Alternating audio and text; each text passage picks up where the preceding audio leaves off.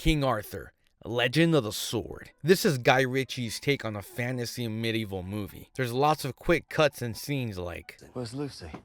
She's a good girl. A nice girl. She works here." Then? Then, me and the lads took care of a bit of business.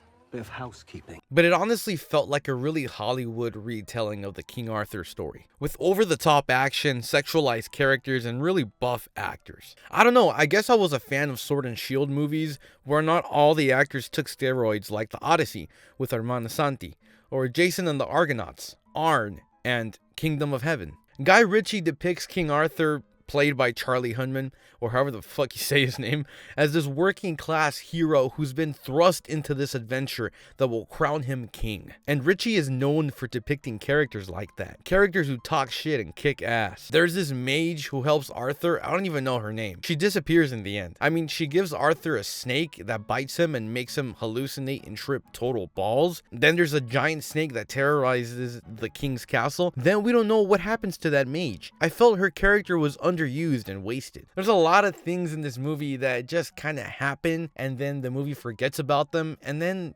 you as an audience member is confused. A lot of the VFX and action scenes looked like a cutscene in a video game, which is fine, but I was hoping for a bit more depth in this movie, especially since it was coming from Guy Ritchie. There's also this really cool cameo with David Beckham. It was kind of shoehorned in there, and I mean, he's only there for like a few seconds. You know, it's enough not to really take you out of the movie, but when I was watching it, I was like, hey, that's David Beckham. There's also like a lot of Game of Thrones actors. Peter Baelish, that guy, I forgot his name. It's like all the studio heads were watching Game of Thrones and were like, oh, let's get this actor from Game of Thrones because his character has been killed off and we need him for a Sword and Shield movie. Look, don't get me wrong, they're good actors, but it just feels like they've been typecasted. It just feels like they took a shortcut in getting these actors because they're already known for Game of Thrones, which is the style this movie was going for. Honestly, things in this movie kind of just happen, and there's a lot of plot holes that leave you confused as the viewer. They focus more on like a bunch of VFX and action sequences to wow you as the viewer, and you're just kind of left confused. All in all, this is a fun, action-packed movie with a stellar cast featuring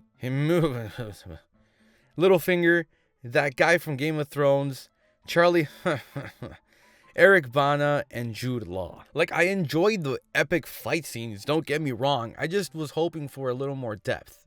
That's all. If you enjoyed this video, consider liking and subscribing. I'll be posting more videos like this one. My name is Charlie. I forgot all about you. I forgot all about you. What makes